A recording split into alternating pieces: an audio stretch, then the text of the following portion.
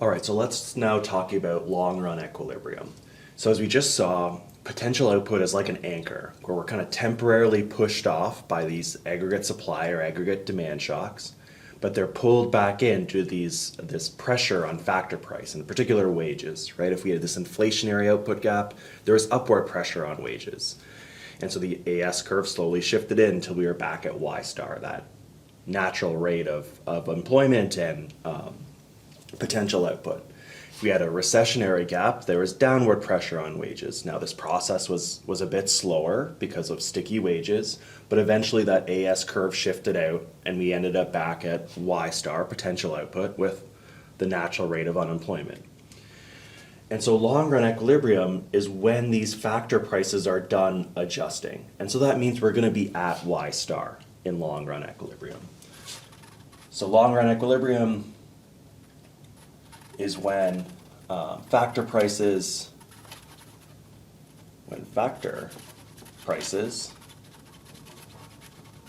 have adjusted.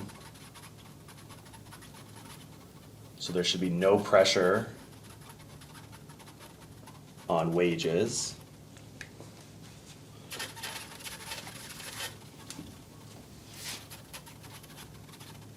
And as we saw, that's only going to happen when our equilibrium Y, where AS and AD curve meet, equals Y star. So when this is true, when we're at potential output, when we're at a actual output of potential output, there's no pressure on wages to go up or down. So we have our price level and our real GDP, real national income. We have this upward sloping AS curve, this downward sloping AD curve, and then we had this, should be a vertical line, Y star, that potential output. And so in the long run, potential output is really just determined by, this Y star, and the price level is determined by this AD curve. So for instance, if we had a positive AD shock or an expansionary AD shock, so it shifts over, I guess I should label the price level here, P0. Let's call this Y star equals Y0. Just want to make sure it comes up on the page here. And so even if we had this temporary shock of this AD curve, as we just talked about in terms of Y star being an anchor, eventually we're just going to move back. So any shifts in the AD function, eventually we get back to this Y star just at a higher price level. And so in reality, our long run equilibrium in terms of output is just determined by Y star and the price level by whatever YD we're on.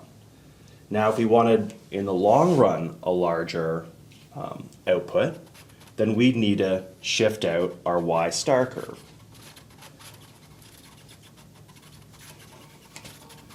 So here's our Y star. Well, we don't even need this Y0 here. Here's our AD curve. And if we held AD constant, but could shift out Y star, this is the way to actually increase our output in the long run.